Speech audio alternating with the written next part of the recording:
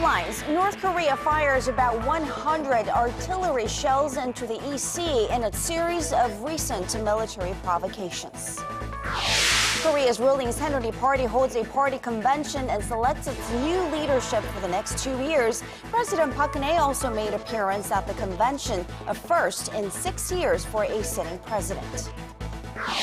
And Germany beats Argentina 1-0 to win its 4th World Cup. Hello and welcome to the show. Thanks for tuning in. I'm Kang Chae-ri in Seoul.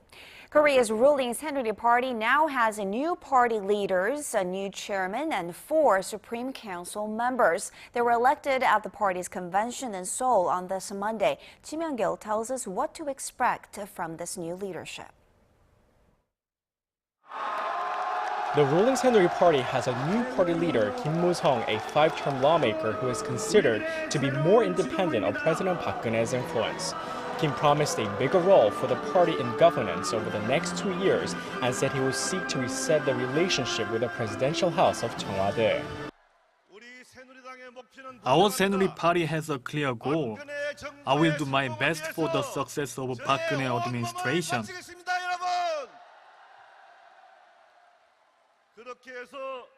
We must win the next general election and the presidential race. I will make a strong Saenuri party and a strong Korea. The newly elected Kim is expected to move ahead with reforming the party by assessing its problems, improving relations with the opposition bloc, and listening to the opinions of the people about how the presidential office is running the country. Kim beat out Seo Chung-won to become chairman. Seo is a 7-term lawmaker and a confidant of President Park, who had promised to throw the party's full support behind the president. At the start of the party's convention, President Park delivered a keynote address in which she urged everyone to unite under the new party's leadership. 당과 당원 여러분께 제가 바라는 것은 오직 국민을 위해 한 마음으로 노력해 나가야 한다는 것입니다. 우리가 힘을 모아 국가 혁신을 이뤄내지 못한다면 결코 국민의 신뢰를 얻지 못할 것입니다. At the start of the party's convention, President Park delivered a keynote address in which she urged everyone to unite under the new party's leadership. The first order of business for Kim as the Saenuri's new party leader will be gaining back a majority of parliamentary seats in the upcoming July 30th by-elections. Pundits also say Kim may use his chairmanship as a springboard to run in the 2017 presidential election. In addition to Kim's win, 4 Supreme Council members were also elected. The ruling party is one of the key players in national governance, together with the presidential office. The party hopes that with the new leadership in place, it will help revitalize the government and advance political reforms. Ji Myung-gil, ARIRANG News. From preparations for inter-Korean unification to efforts to breathe new life into the domestic economy, President Park Geun-hye, who's expected to appoint her new cabinet this week, seems determined to carry on with the running of state affairs, which have stalled since the April ferry disaster. Choi Yoo-sun has this report. During a meeting with her senior secretaries Monday, President Park announced she would be launching on Tuesday her long-delayed committee to prepare for inter-Korean reunification. 앞으로 통일준비위원회 출범을 계기로 통일에 대한 국민들의 관심을 제고하고 통일 시대를 열어가기 위한 방안들을 논의해 나갈 것입니다. The Joint Government Civilian Committee, headed by the president herself, was scheduled to be launched in April in line with President Park's so-called reunification bonanza drive that was introduced earlier this year. The announcement, however, was delayed following the deadly ferry accident the same month. On the subject of another of her key state goals, economic revitalization, the president had directions for a new cabinet set to launch this week. President Park specifically asked the new economic team to swiftly announce the government's policy direction for the second half of the year and push forward with their 3-year innovation plan, including her deregulation efforts. Lastly, the president asked for a check on progress made in a drive for a creative economy. President Park also urged the National Assembly to cooperate in passing a series of pending bills aimed at revitalizing the economy. On top of her state goals, the president now has the additional task of reforming the government and the public sector in the aftermath of the ferry tragedy. At Monday's ruling party convention, she pledged to do just that to ensure the nation's happiness and safety. 최유선, 아리랑 뉴스. In the latest of its military provocations, North Korea launched more projectiles into the EC earlier this Monday. This just hours after the two Koreas set a date for a round of working-level talks ahead of the Asian Games in South Korea. Our Hwang Sung-hye reports on what may be behind North Korea's mixed signals. North Korea fired off around 100 artillery shells on Monday, just hundreds of meters away from the demilitarized zone. South Korea's Joint Chiefs of Staff said none of the projectiles landed in South Korean territory, but added it is rare for Pyongyang to fire so close to the border area. On Sunday, 2 short-range missiles were fired close to the demarcation line in Kaesong, which experts call a move clearly targeted at South Korea. On the one hand, it is protesting the joint military exercises between South Korea and the U.S. And on the other hand, it is calling for a shift in the Park Geun-hye administration's North Korea policy. The launches came just hours after Pyongyang agreed to meet with Seoul this week to discuss the details of its participation in the upcoming Asian Games in South Korea. Last week, the North said it would send a cheering squad along with athletes to the sporting event, which will begin in Incheon on September 19th. North Korea sent a message via the Inter-Korean hotline Monday morning, agreeing to South Korea's proposal to hold working-level talks on Thursday, July 17th. At the South Korean side of the border village of Panmunjom. On top of the agenda will be the team's transportation, their accommodations, and how the cost of the trip will be covered. The meeting follows Pyongyang's proposal to improve inter-Korean ties, and some say it could go beyond the scope of the sporting event. But considering its recent military provocations, North Korea is largely seen as trying to demonstrate its readiness for both dialogue or confrontation. The joint military drills between Seoul and Washington that begin this Wednesday could be another hurdle to better inter-Korean ties. Hwang Sung-hye, 아리랑 뉴스. Korea and China began a new round of free trade negotiations on this Monday. The working-level talks, which will last for 5 days, are the first since the leaders of the two countries agreed during their summit talks in Seoul earlier this month to conclude a free trade agreement by the year's end. In this 12th round of talks, Seoul is expected to ask Beijing to open market for industrial goods such as steel, machinery, and automobiles, and Beijing to Seoul for its agricultural and marine goods. Samsung Electronics has suspended business with a Chinese supplier suspected of employing children under the age of 16. The nonprofit labor group China Labor Watch has accused Dongguan Shenyang Electronics of using at least 5 child workers to make parts and cases for Samsung smartphones. Samsung said previous audits of the Chinese company showed no signs of child labor, but has responded to the claims by launching its own investigation. Samsung said it would permanently cut off ties with the Chinese supplier if their probe determines any violations. Shenyang has not yet commented on these accusations. Now to some very welcome news on the trade front. Korean companies landed almost $34 billion in overseas plant construction orders in the first half of this year. That's a staggering 20% jump on year. Na Hyun-kyung explains what's behind this growth. Most of the orders have come from the Middle East, Africa, and the Americas. Korea's Ministry of Trade, Industry, and Energy says more than 50% of all orders were from Middle Eastern countries, including Kuwait and Iraq. African nations, including Algeria, also bumped up their orders compared to the first half of last year, but Asian and European countries reduced their orders, having fewer projects and plans to build industrial facilities. The total number of orders is worth $33.7 billion, nearly half of government's target of $70 billion for 2014. Experts say Korean firms opting to form consortiums instead of competing against each other was key to their winning bids in overseas markets. With the global economy expected to improve and emerging countries continuing to expand their industrial infrastructure, officials say the outlook for Korean construction companies in the latter half of the year does not look too grim. But with the lingering political uncertainties in the Middle East, insiders warn that it may not be too long before the orders stop coming in. They also point to a decrease in orders for offshore oil plants as Korea's three biggest shipbuilders struggle to ward off competition from China. The shale gas boom in North America is another factor, and observers say if the slump continues, Korean shipbuilders should quickly shift their focus to merchant vessels like tankers and LPG carriers as more orders are expected to come out from Europe. 나현경, 아리랑 뉴스.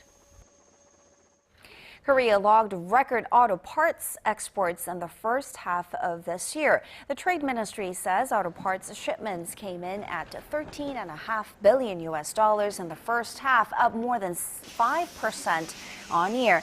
This comes on the back of record car exports of more than $25.5 billion in that period.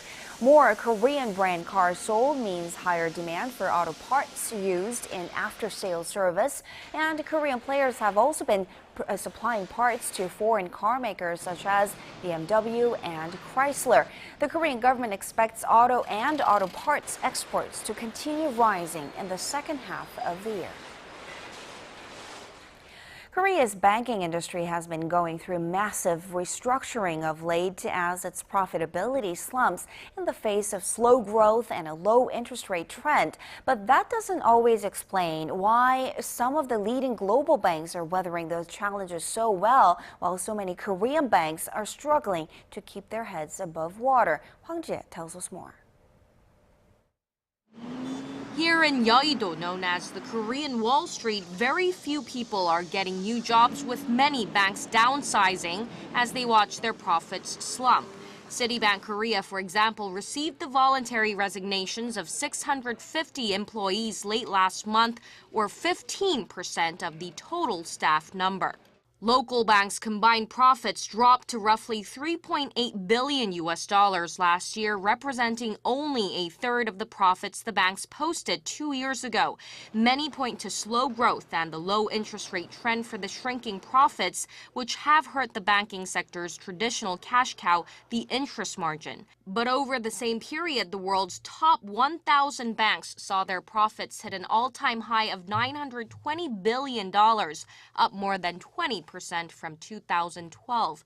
So what's causing the gap between global leaders and local banks? Experts say that banks in Korea are too dependent on the easy way of making money, the interest margin, and aren't focusing enough of their energy on new business opportunities. While on average half of the profits at foreign banks comes from the interest margin, nearly 90% of the local banks' profits come from the difference in interest rates.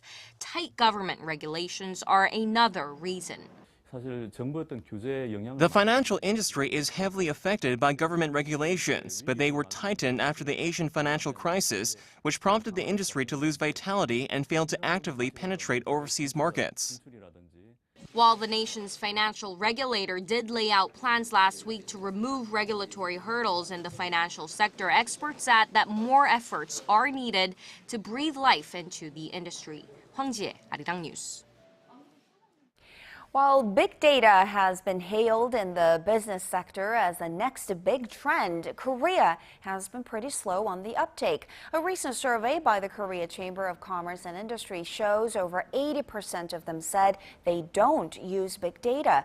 Only 7.5% said they do, mostly in the areas of marketing, management, and customer service. The firms that said they don't use big data attributed the reasons to inexperience and lack of expertise in data analysis, followed by a lack of funds and concerns about privacy and security. After close to a month of some of the most exciting football the world has ever seen, we have new World Cup champions, which is Germany. The team was crowned World Cup winners for the fourth time with a 1-0 extra time victory against Argentina in the final. S.J. Lee has the details. As many fans and pundits predicted, it was an exciting match to close out the 2014 Brazil World Cup. With the match going the full 90 minutes without a single goal scored, the match went into extra time, still looking for a clear winner. It wasn't until the 113th minute when Mario Götze scored a brilliant goal, giving Germany the 1-0 lead and the win. For Germany, this marks their fourth World Cup win, but first as a unified nation, as the team have only won as West Germany in the past. For Argentina's Lionel Messi, who shanked his final chance at an equalizer, he was still able to win the Golden Ball award, given to the best player in the tournament. As expected, German goalkeeper Manuel Neuer claimed the Golden Glove award for the top goalkeeper in the tournament. Colombia's James Rodriguez takes home the Golden Boot award with 6 goals in total. And now that the 2014 Brazil World Cup has ended, the baton is passed over to Russia, who will host the 2018 World Cup. S.J. Lee, ARIRANG News.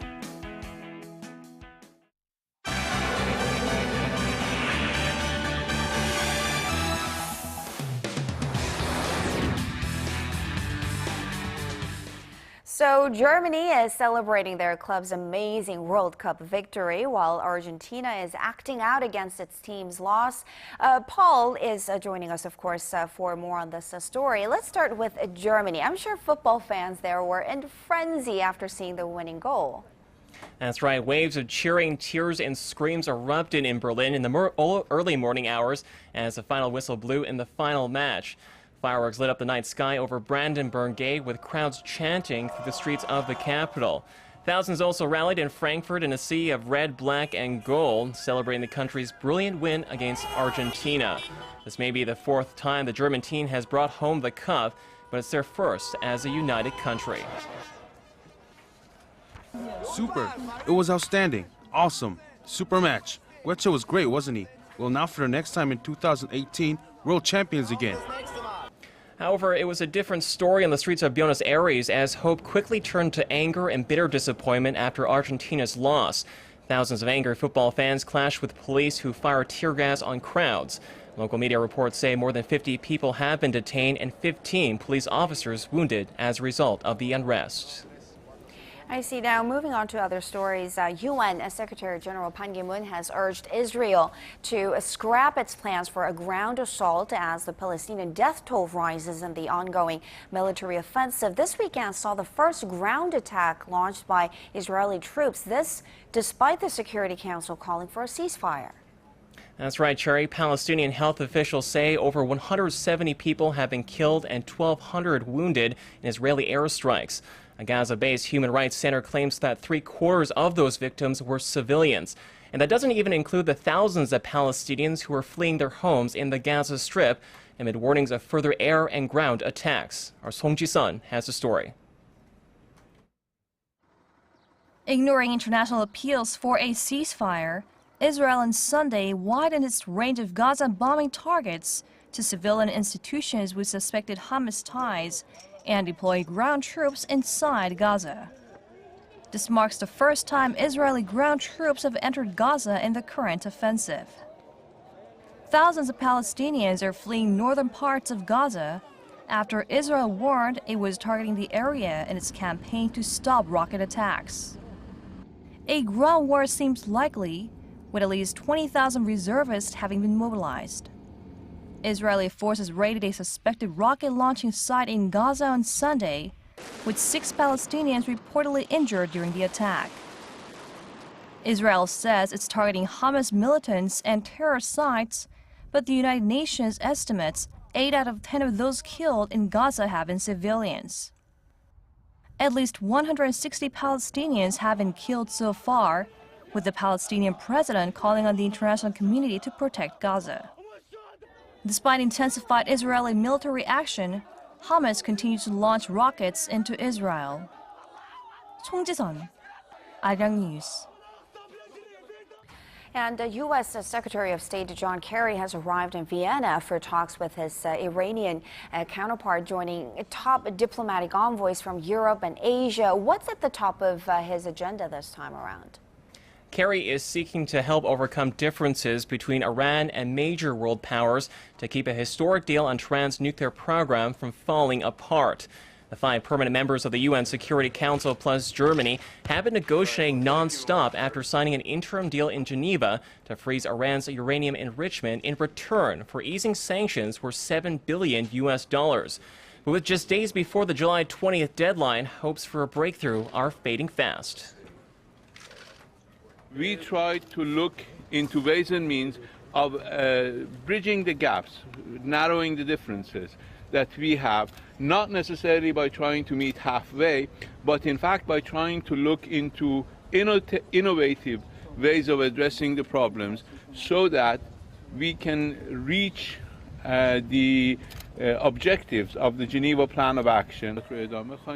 Many diplomats and analysts believe an extension may be needed to keep the fragile deal alive. German Foreign Minister Frank-Walter Steinmeier says it's up to Iran to decide whether to take the path of cooperation, while his French counterpart describes the talks as profound and useful. I see. And finally, 2 of the world's most iconic auction houses are reportedly in talks to join forces to take on the booming online art market by this fall. Fill us in on this landmark deal. Well, New York's high-end auction house Sotheby's will reportedly soon announce that it has sealed a partnership with internet shopping site eBay. That's according to the New York Times as of this Monday. Details of the arrangement between the 2 auction giants remains confidential, but the Times articles say Sotheby's will pay eBay a commission on each sale that takes place on its website, which serves over 150 million users. Analysts say Sotheby's is trying to reach beyond its traditional customers as it failed to capitalize on the exploding smartphone and online shopping trends. They've also been facing rising competition from up-and-coming luxury shopping websites like Glit and First Dibs, which mix designer fashion, antiques, and classical artworks. Sotheby's age-old rival Christie is also planning a $50 million investment to expand its online auction offerings. Charity? I see. Yeah, going smart and going online seems to be the answer all around. Anyways, thanks so much for these stories, and we'll see you back here in just about 2 hours.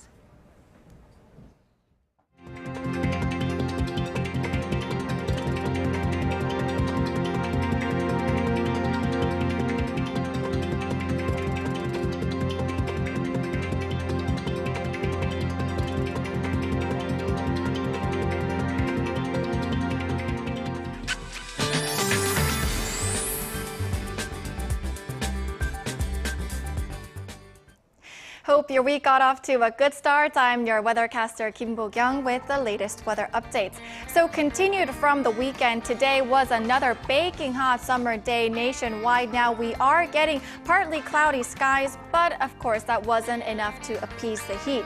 Monsoonal fronts are moving up, which should lead to monsoon showers down in the southern regions tomorrow. Those in Jeju can expect about 10 to 40 millimeters and Jeollanam-do province 5 to 20 millimeters.